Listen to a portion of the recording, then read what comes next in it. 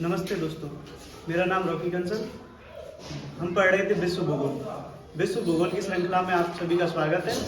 अभी तक हम पढ़ चुके हैं एशिया महाद्वीप, अफ्रीका महाद्वीप, उत्तरी अमेरिका महाद्वीप, दक्षिणी अमेरिका महाद्वीप, यूरोप और आज पढ़ रहे हैं ऑस्ट्रेलिया महाद्वीप। हम महाद्वीपों को कुछ इस प्रकार पढ़ रहे हैं कि महाद्वीपों को क्षेत्रफल में बढ़ते हुए क्रम में, जैसे सबसे ज़्यादा क्षेत्रफल एशिया महाद्वीप का, एशिया महाद्वीप के बाद अफ्रीका का है, उत्तरी अमेरिका, दक्षिणी अमेरिका, यूरोप और उसके बाद ऑस्ट्रेलिया महाद्वीप। तो ऑस्ट्रेलिया महाद्वीप को पढ़ने से पहले हम ऑस्ट्रेलिया महाद्वीप की मैप में सिचुएशन देखते हैं कि ऑस्ट्रेलिया महाद्वीप मैप में किस प्रकार सिचुएटेड है।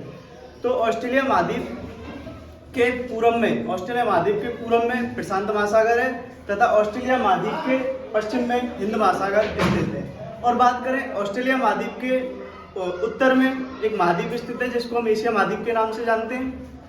ऑस्ट्रेलिया महाद्वीप की बात करें हम, तो ऑस्ट्रेलिया महाद्वीप को क्षेत्रफल के हिसाब से देखें तो सबसे छोटा महाद्वीप है। और अगर जनसंख्या की बात करें हम, तो जनसंख्या में वैसे तो सबसे छोटा महाद्वीप अंटार्कटिका महाद्वीप है, लेकिन अंटार्कटिका महाद्वीप पे पॉपुलेशन यानी कि जनसंख्या बहुत कम रहती है। तो हम कह सकते हैं कि सबसे कम जनसंख्या वाले महाद्वीपों में बात करें तो इसको सबसे छोटे स्थान पर रख सकते हैं, अगर जहां जनसंख्या रहती है उसके अकॉर्डिंग। फिर देखते हैं ऑस्ट्रेलिया महाद्वीप। ऑस्ट्रेलिया महाद्वीप को किस प्रकार से पापुआ न्यू गिनी यानी कि इंडोनेशिया का भाग है उससे अलग किया गया है, तथा ऑस्ट्रेलिया महाद्वीप को तस्मानिया से किस प्रकार किस जल संधि से अलग किया गया है, और न्यूजीलैंड में कौन सी जल संधि हो रही है। उससे पहले अपन देखते हैं कि जो ऑस्ट्रेलिया महाद्वीप है इसके आसपास जो छोटे देश हैं, छोटे छोटे देश, छोटे छोटे द्वीप हैं, इनको मिला के एक नाम दिया गया है जिसका नाम है ओशोनिया। ओशोनिया में कुल 22 देश हैं। एग्जाम में पूछा जाता है, बार बार छोटे छोटे एग्जामों में रिपीट होता रहता है, काफी बड़े एग्जाम में भी आता है कि ओशोनिया में कुल कितने देश हैं, तो कुल 22 देश हैं। जैसे सबसे बड़ा क्षेत्रफल पे ऑस्ट्रेलिया, उसके बाद न्यूजीलैंड, मेलोनेशिया, पोलोनेशिया, माइक्रोनेशिया, कुछ बड़े बड़े देश हैं, उनके नाम मैंने आपको बता दिए, 5 है जैसे, वैसे कुल 22 देश आते हैं। फिर हम बात करते हैं ऑस्ट्रेलिया महाद्वीप की। तो ऑस्ट्रेलिया महाद्वीप की खोज की थी कैप्टन कुक ने। कब की थी? 1770 में।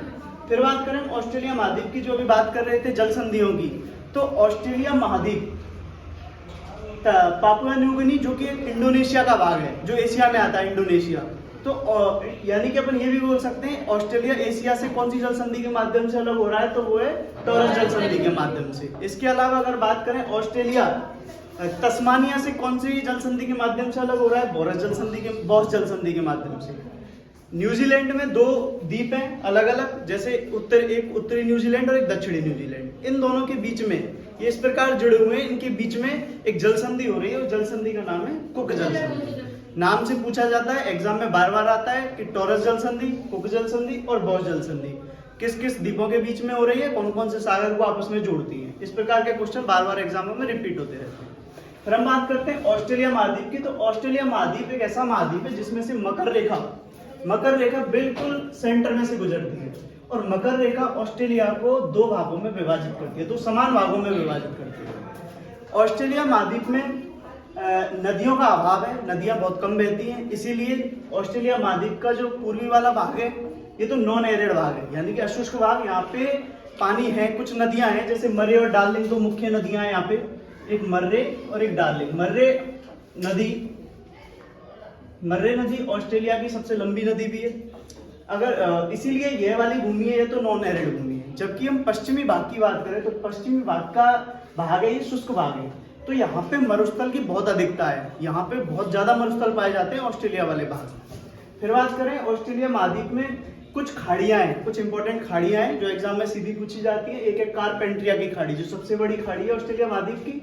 दूसरी बात करें सार्क की खाड़ी, और तीसरी बात करें स्पेंसर की खाड़ी। अब सबसे पहले खाड़ियों में हमें पता होना चाहिए कि खाड़ी और प्रायद्वीप में अंतर क्या है, जो कि मैं आपको पहले भी बता चुका हूं कि खाड़ी और प्रायद्वीप में अंतर क्या है। तो मैंने बताया था कि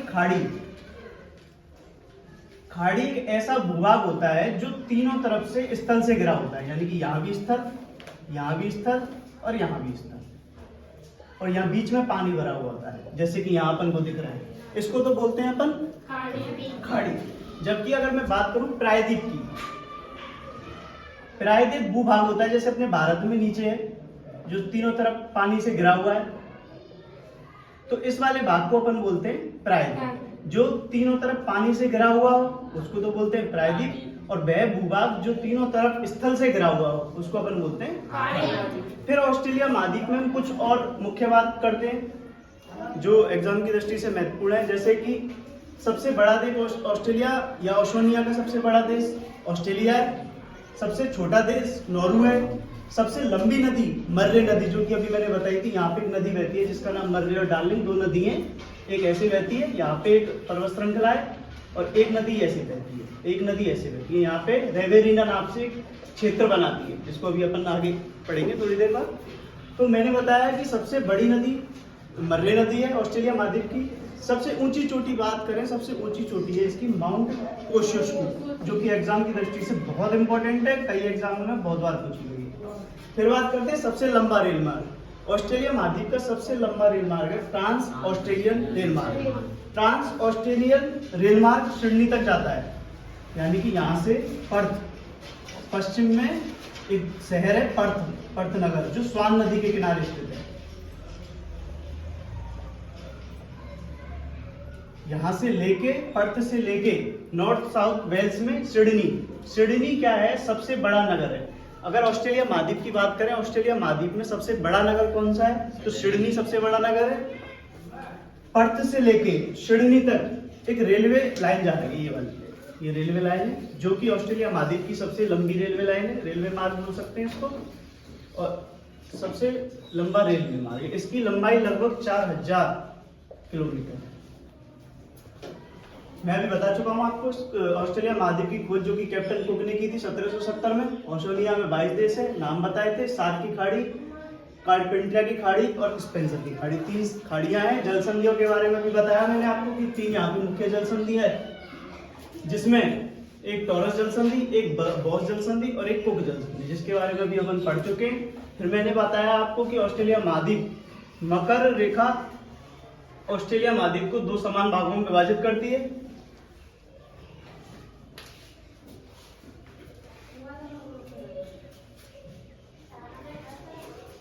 पर्थ शहर के बारे में भी बताया कि पर्थ शहर स्वान नदी के किनारे स्थित है। एक पर्थ शहर ऐसा शहर है, मोस्टली ऑस्ट्रेलिया महाद्वीप के मुख्यतः जो बड़े बड़े शहर हैं वो सारे पश्चिमी साइड में स्थित है।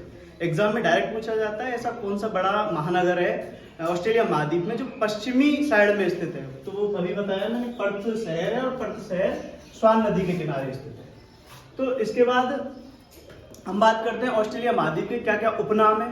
तो जैसा कि अभी बताया कि यहाँ पे नदियों का अभाव है, जब नदियां का यहाँ अभाव है तो इसलिए इसको बोलते हैं प्यासी भूमि का देश। अगर हम उपनामों का बात करें तो इसको क्या बोल सकते हैं, प्यासी भूमि का देश बोल सकते हैं, क्योंकि यहाँ पे नदियों का अभाव है।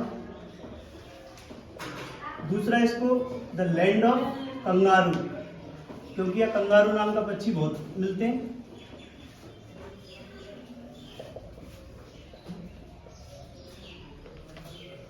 एक है मरुस्थलों का बहुत ज्यादा संख्या में मरुस्थल पाए जाते हैं यहाँ पे, ठीक है। एक इसको तीसरा उपनाम है इसका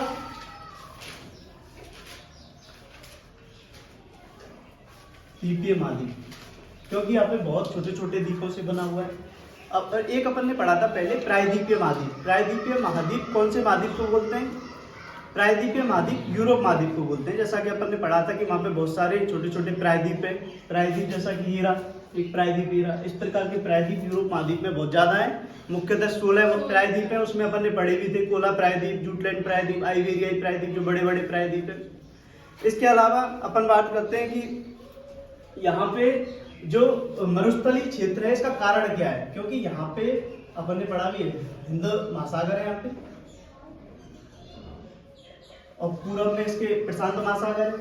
तो हिंद महासागर है यहाँ पे, तो हिंद महासागर से कुछ ठंडी महासागरीय हवाएं चलती हैं, ठंडी महासागरीय हवा, जिनके कारण यहाँ पे मरुस्थलीय क्षेत्र ज्यादा पाया जाता है, जिनके कारण यहाँ पे क्या है, मरुस्थलीय क्षेत्र ज्यादा पाया जाता है।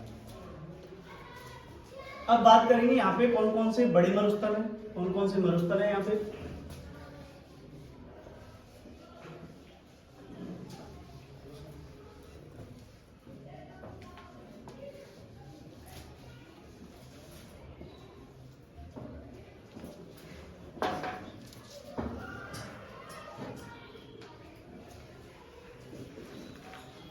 एक उपनाम और है इसका, एक उपनाम है उड़ते हुए डॉक्टरों की भूमि, क्योंकि यहाँ पे जो गर्म हवाएं चलती हैं जिसका नाम है हरमटन हवाएं। हरमटन हवाओं को डॉक्टर हवाएं बोलते हैं, इसीलिए इसका नाम उड़ते डॉक्टरों की भूमि भी कहते हैं। इसके अलावा अभी बात कर रहे थे हम कुछ मरुस्थलों की, तो यहाँ पे कुछ बड़े बड़े मरुस्थल हैं, 7 बड़े मरुस्थल हम पढ़ेंगे यहाँ पे जो एग्जाम में बार बार पूछे जाते हैं। जैसे सबसे बड़ा मरुस्थल ग्रेट डिवाइडिंग रेंज, सबसे बड़ा मरुस्थल है यहाँ पे ग्रेट विक्टोरिया डेजर्ट।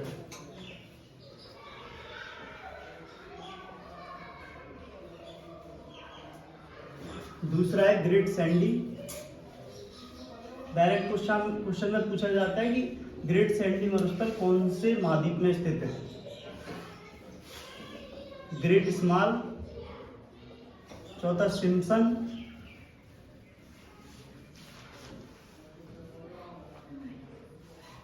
पांचवा गिब्सन। गिब्सन मरुस्थल बहुत इंपॉर्टेंट मरुस्थल है, एग्जाम में काफी बार पूछा गया गिब्सन मरुस्थल के बारे में, और डायरेक्ट क्वेश्चन पुटअप होता है कि गिब्सन मरुस्थल कहाँ पे स्थित है। एक है तनामी मरुस्थल,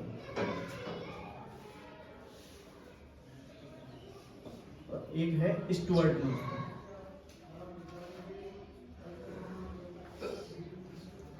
ये कुछ 7 मरुस्थल मैंने आपको बताए। सबसे बड़ा मरुस्थल ग्रेट विक्टोरियन मरुस्थल, ग्रेट विक्टोरिया डेजर्ट। यहाँ पे विक्टोरिया शहर है जो भी मैंने आपको बताया नक्शे में, यहाँ पे विक्टोरिया। हाँ, विक्टोरिया के नाम से एक झील भी है जो अपन पढ़ चुके हैं पहले, विक्टोरिया झील पढ़ी थी अफ्रीका महाद्वीप में, जो सबसे बड़ी झील थी। हाँ, अभी ऑस्ट्रेलिया, अभी याद आया, ऑस्ट्रेलिया महाद्वीप का जो निम्नतम बिंदु है वो है आयर झील। आयर झील जैसे अपन ने यूरोप महाद्वीप में भी पढ़ा था कि कैस्पियन सागर पढ़ी थी ना, कैस्पियन सागर सबसे निम्नतम बिंदु है यूरोप महाद्वीप का। तो ऐसे ही अगर सबसे निम्नतम बिंदु ऑस्ट्रेलिया महाद्वीप का बात करें तो कौन सी झील है? आयर झील, जो नीचे गहराई में, यानी कि सबसे नीची झील है। ठीक है, ऐसे अपन बोल सकते हैं। अभी अपन ने मरुस्थल पढ़े, मरुस्थल की अगर लोकेशन देखें तो यहाँ ग्रेट विक्टोरिया मरुस्थल यहाँ पे स्थित है, ग्रेट विक्टोरिया मरुस्थल। फिर बात करें ग्रेट सैंडी, यहाँ ग्रेट सैंडी है, लिख लो एक बार।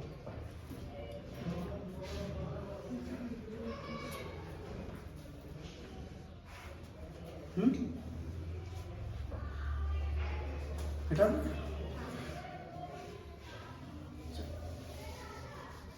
मैं एक बार लोकेशन बता देता हूँ नक्शे में कौन सा कहाँ पे स्थित है।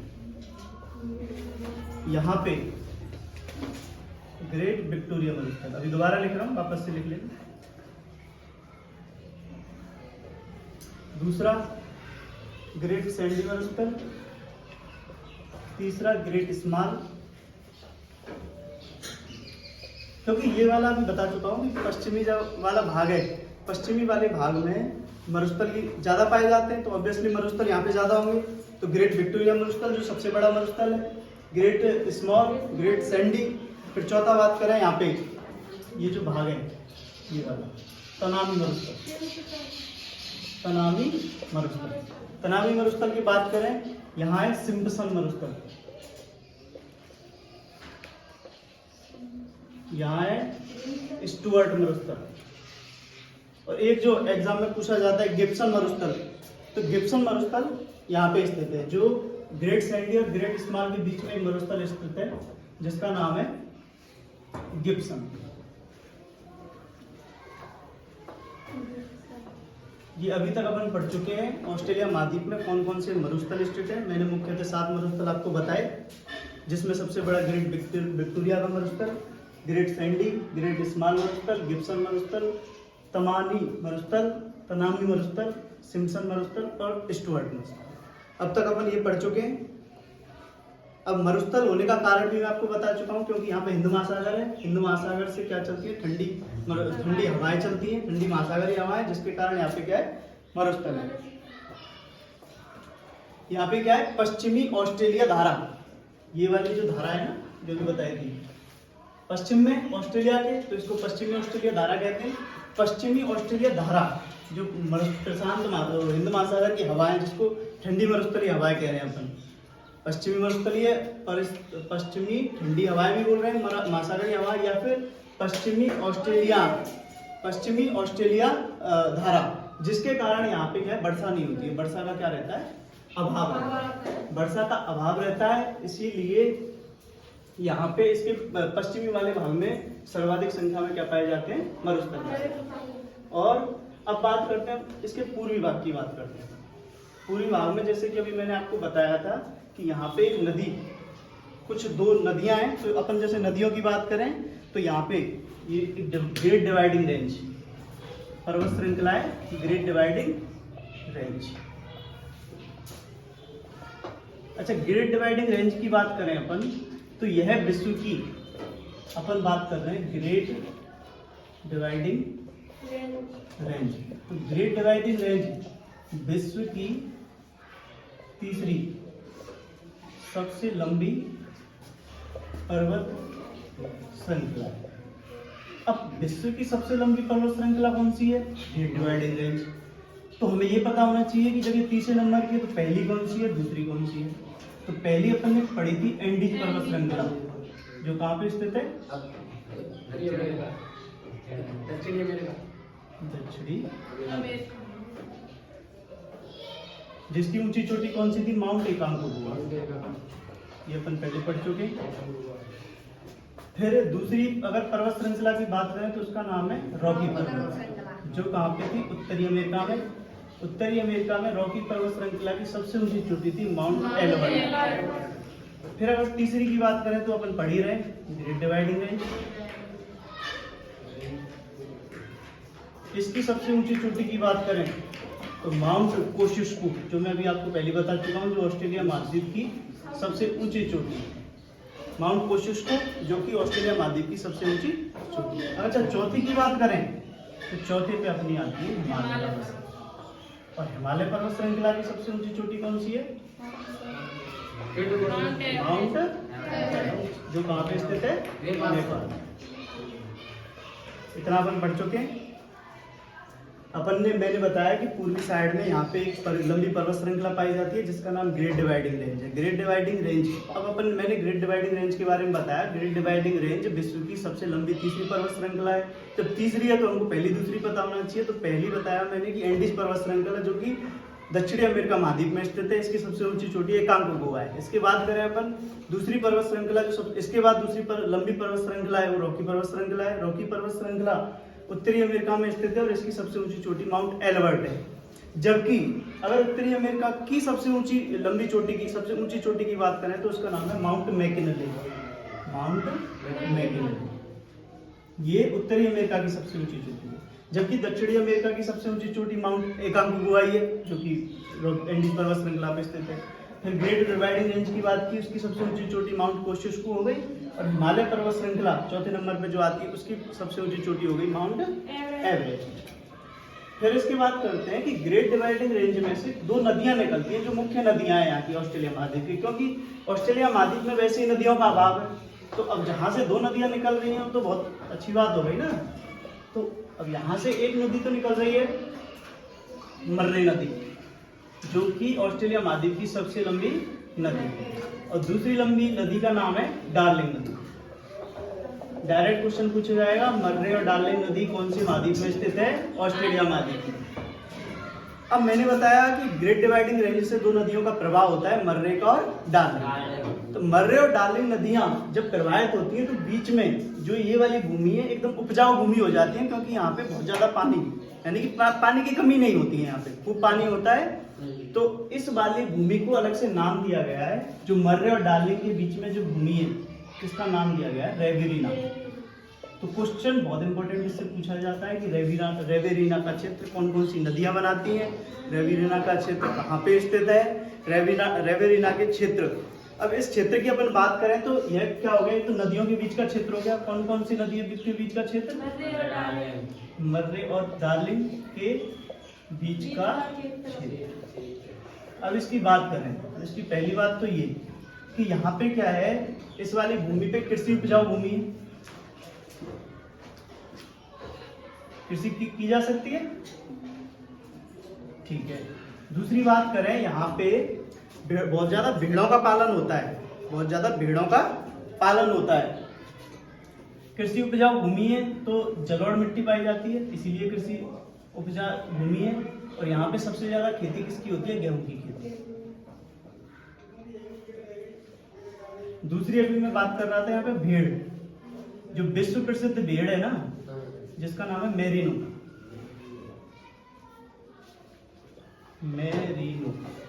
मेरिनो भेड़ यहाँ पे पाई जाती है और मेरिनो भेड़ से ऊन निकाली जाती है, ऊन का उत्पादन किया जाता है। तो ऑस्ट्रेलिया महाद्वीप ऊन उत्पादन में पहले नंबर पे, फर्स्ट रैंक पे। किसमें? ऊन उत्पादन में।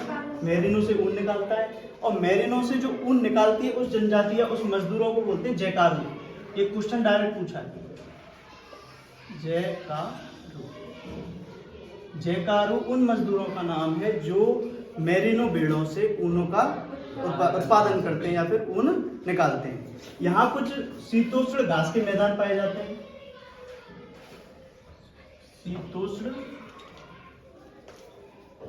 घास के मैदान पाए जाते हैं, इसीलिए शीतोष्ण घास के मैदानों को यहाँ पे बोलते हैं डाउन्स। क्वेश्चन डायरेक्ट पूछते हैं कि डाउन्स क्या है? शीतोष्ण घास के मैदान। या फिर डाउन्स घास के मैदान कहाँ पाए जाते हैं? ऑस्ट्रेलिया महाद्वीप में। ऑस्ट्रेलिया महाद्वीप में शीतोष्ण घास के मैदानों को क्या कहते हैं? डाउन्स कहते हैं। या फिर इसको बोलते हैं ऑस्ट्रेलिया की पार्क की भूमि, ऑस्ट्रेलियाई पार्क भूमि।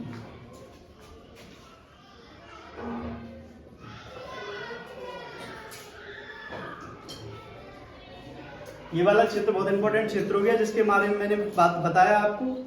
कौन सा हो गया? रेवेरिना। रेवेरिना क्षेत्र एक तो जलोढ़ मिट्टी है यहाँ पे, तो यहाँ कृषि उत्पादन होगा। कृषि उत्पादन में मुख्यतः गेहूं का उत्पादन होता है। फिर बात करें यहाँ पे भेड़ कौन सी? मेरिनो, विश्व प्रसिद्ध भेड़ है। यहाँ से बहुत ज्यादा ऊन का उत्पादन होता है, इसीलिए ऊन का उत्पादन होने के कारण विश्व में ऊन उत्पादन में ऑस्ट्रेलिया पहले नंबर पे आ गया है। फिर बात करें इसके मजदूरों को जैकारू कहते हैं, तथा यहाँ कुछ शीतोष्ण घास के मैदान पाए जाते हैं जिसको अपन डाउन्स, डायरेक्ट क्वेश्चन पूछा जाता है डाउन्स क्या है या फिर डाउन्स कहाँ पाए जाते हैं। तीसरा क्वेश्चन बनता है कि शीतोष्ण घास के मैदानों को ऑस्ट्रेलिया महाद्वीप में क्या कहते हैं? तो अपन क्या कहते हैं? डाउन्स कहते हैं, जिसे ऑस्ट्रेलिया की पार्क भूमि भी कहते हैं। ये नदी हो गई अपनी मर्रे और डार्लिंग नदी। मर्रे नदी ऑस्ट्रेलिया महाद्वीप की सबसे लंबी नदी है। फिर एक नदी यहाँ से बहती है जिसका नाम है स्वान नदी, जिसका नाम है स्वान नदी। मैंने भी आपको बताया कि यहाँ पे एक शहर महानगर है जिसका नाम है पर्थ। तो अभी बताया था कि पर्थ कौन सी नदी के किनारे स्थित है? स्वान नदी के किनारे स्थित है। स्वान नदी के किनारे कौन सा शहर, कौन सा महानगर स्थित है? उसका नाम हो गया पर्थ। फिर बात करें ऑस्ट्रेलिया महाद्वीप में पाए जाने वाले कुछ पर्वत, जो अपन एक तो देखी चल रहे हैं great dividing range. Great dividing range Australia महाद्वीप में सबसे लंबी पर्वत श्रृंखला है, जो कहां से चलती है? क्वींसलैंड ऐसे चलती है, यहाँ तक विक्टोरिया तक जाती है। इस जगह का नाम है क्वींसलैंड। चलो मैं अभी बताता हूँ, पहले एक बार आप थोड़ा सा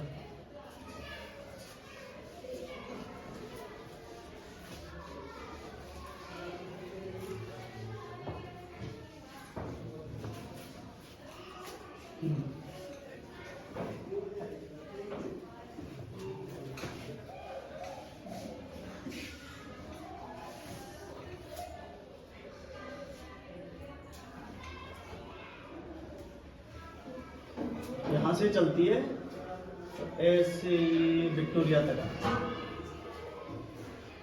इस वाले पॉइंट का नाम है क्वींसलैंड। क्वींसलैंड से लेके इस जगह का नाम है विक्टोरिया। क्वींसलैंड से लेके विक्टोरिया तक एक पर्वत श्रृंखला पाई जाती है। पर्वत श्रृंखला का नाम अभी बताया मैंने आपको, क्या है? Great dividing range. Great dividing range की सबसे ऊंची चोटी कौन सी थी? माउंट कोशिश। यहाँ बीच में ये वाले भाग को बोलते हैं ग्रेट ऑस्ट्रेलियन बेसिन। इसके अलावा कुछ पर्वत श्रृंखला और है, जैसे एक पर्वत श्रृंखला है हमेड्सले रेंज, ये यहाँ पे पाई जाती है हमेड्सले। इसके अलावा एक पर्वत श्रृंखला और है मैकडोनाल्ड रेंज, जो यहाँ पे मिलती है। McDonald range. मुख्यतः 3 पर्वत श्रृंखलाएं, पहली ग्रेट डिवाइडिंग रेंज, दूसरी हमार्सिली रेंज और तीसरी मैकडोनाल्ड रेंज। 3 पर्वत श्रृंखलाएं ऑस्ट्रेलिया महाद्वीप में, एक इसके अलावा एक जो ग्रेट बेसिन यहाँ पाई जाती है जिसका नाम है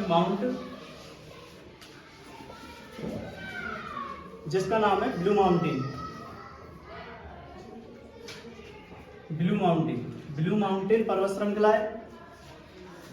इसके अलावा ऑस्ट्रेलिया महाद्वीप में एक पठार पाया जाता है, पठार का नाम है किम्बरले का पठार। किम्बरले का पठार कौन से महाद्वीप में पाया जाता है? ऑस्ट्रेलिया महाद्वीप में। अगर इसके अलावा हम बात करें कि किम्बरले अपन ने पहले भी पढ़ चुके हैं, किम्बरले की खान पढ़ा था। किम्बरले की खान कहाँ पे स्थित थी? दक्षिणी अफ्रीका महाद्वीप में किम्बरले की खान हीरे की एक मुख्य खान थी, जो अपन पहले पढ़ चुके हैं। तो हीरे की मुख्य खान थी दक्षिण अफ्रीका में किम्बरले की खान। फिर ग्रेट ऑस्ट्रेलियन बेसिन की अगर हम बात करें, ग्रेट ऑस्ट्रेलियन बेसिन एक तरह से शुष्क हो गया। तो यहाँ पे क्या है, जैसे अपने राजस्थान में बात करते हैं, पश्चिमी राजस्थान जो थार का मरुस्थल है, अपने भारत में जो थार का मरुस्थल है, तो भारत में थार के मरुस्थल में पानी को, क्योंकि वहाँ पे पानी की कमी है, मरुस्थलीय क्षेत्र है, पानी का अभाव है, तो अपन पानी को स्टोर करने के लिए कुछ पद्धति अपनाते हैं, जिसको कुआ, अपन लोकल लैंग्वेज में कुआ बोलते हैं, वहाँ कोई टाका, टोवा इस नाम से, अन्य नामों से जाना जाता है। तो ऐसे ही ग्रेट ऑस्ट्रेलियन बेसिन में जो पानी को कुएं के रूप में अपन रोकते हैं, पानी को कंट्रोल करते हैं, उसका नाम है उत्सुक।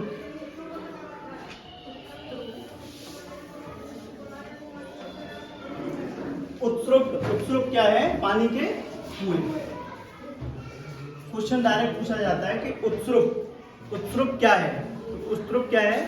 पानी के कुएं। ऑस्ट्रेलिया महाद्वीप में ग्रेट ऑस्ट्रेलियन बेसिन में कुछ पानी को कंट्रोल, पानी को रोकने के लिए कुछ कुएं बनाए जाते हैं, जिन कुएं का नाम क्या दिया है? उत्सुक। कुएं का नाम क्या दिया है? उत्सुक। ठीक है, फिर हम बात करते हैं ऑस्ट्रेलिया महाद्वीप के पश्चिमी साइड में। ऑस्ट्रेलिया महाद्वीप के पश्चिमी साइड में कुछ जलीय जीव जंतु, ऑस्ट्रेलिया महाद्वीप में कुछ जलीय जो जीव होते हैं ना, छोटे छोटे, वो जलीय जीव मर जाते हैं, और जलीय जीव मर के इकट्ठे होके एक प्रवाल भित्ति का निर्माण करते हैं। प्रवाल भित्ति, जिसको अपन बोलते हैं कोरल रीफ। तो अपन बोलेंगे कि ऑस्ट्रेलिया महाद्वीप के पश्चिमी साइड में एक प्रवाल भित्ति, ग्रेट बैरियर रीफ, जिसको किस नाम से जाना जाता है? ग्रेट बैरियर किसको बोलते हैं?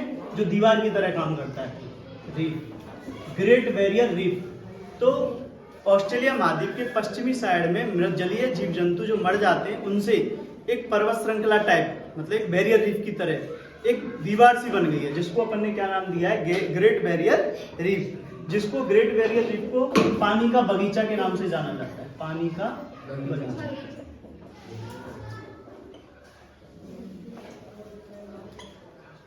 ग्रेट बैरियर, अब क्वेश्चन किस तरीके से पुटअप होते हैं? क्वेश्चन एक तो जैसे ये पुटअप हो गया कि ग्रेट बैरियर रीफ ऑस्ट्रेलिया महाद्वीप की कौन सी दिशा में स्थित है? पश्चिमी दिशा में।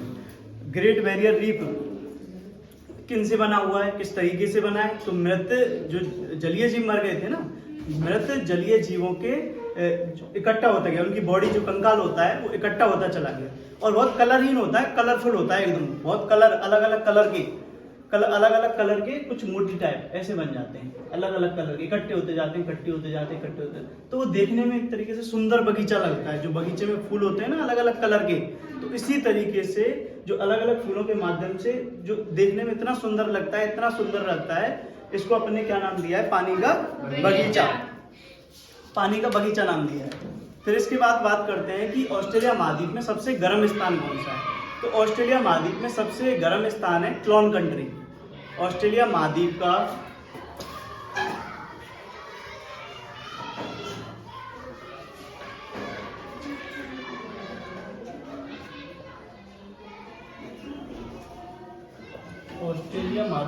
सबसे गर्म स्थान है क्लोन कंट्री। ऑस्ट्रेलिया महाद्वीप का सबसे गर्म स्थान है क्लोन कंट्री। इसके अलावा शीतोष्ण घास के मैदान अपन पढ़ चुके थे। अपन शीतोष्ण घास के मैदानों को डाउन्स या फिर ऑस्ट्रेलिया की पार्क भूमि के नाम से जाना जाता है। फिर अपन ने पढ़ा कि ऑस्ट्रेलिया महाद्वीप में सिडनी, पर्थ से लेकर सिडनी तक एक रेलवे लाइन चल रही है, जिस रेलवे जो 4000 मीटर लंबी है, लगभग किलोमीटर लंबी, जिसका नाम क्या था? ट्रांस ऑस्ट्रेलियाई रेल मार्ग। और अगर सबसे लंबे रेल मार्ग की बात करें, सबसे लंबा रेल मार्ग है ट्रांस साइबेरियन रेल मार्ग। ये विश्व का सबसे लंबा रेल मार्ग है। ट्रांस साइबेरियन रेल मार्ग रूस में स्थित है। ट्रांस साइबेरियन रेल मार्ग ये विश्व का सबसे लंबा रेल मार्ग है।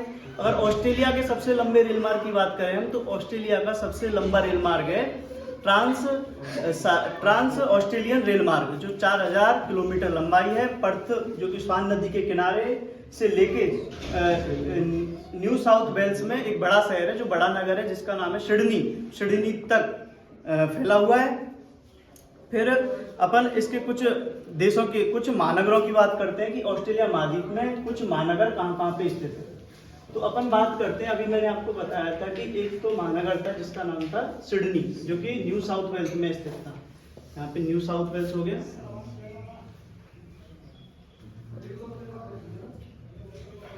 न्यू साउथ वेल्स, यहाँ पे एक शहर स्थित था जिसका नाम क्या था? सिडनी, मुख्य महानगर है। फिर इसके एक यहाँ पे ब्रिस्बेन के नाम से, ब्रिस्बेन। राजधानी, ऑस्ट्रेलिया की राजधानी कैनबरा है। ऑस्ट्रेलिया की राजधानी का नाम है कैनबरा। क्वेश्चन पूछा जाता है, ऑस्ट्रेलिया की राजधानी कैनबरा ऑस्ट्रेलिया के कौन सी साइड में स्थित है? पूर्वी साइड में, यहाँ पे कैनबरा स्थित है। फिर बात करें ऑस्ट्रेलिया महाद्वीप में, कैनबरा सिडनी के बाद एक है मेलबर्न। यहाँ कैनबरा है, यहाँ मेलबर्न। तो मुख्य महानगर तो पूर्वी सीमा पे स्थित है। अगर बड़े महानगरों की बात करें, ऑस्ट्रेलिया महाद्वीप के सबसे बड़े महानगर मुख्यतः पूर्वी भाग में स्थित है। लेकिन क्वेश्चन पूछा जाता है कि पश्चिम, ऐसा कौन सा महानगर है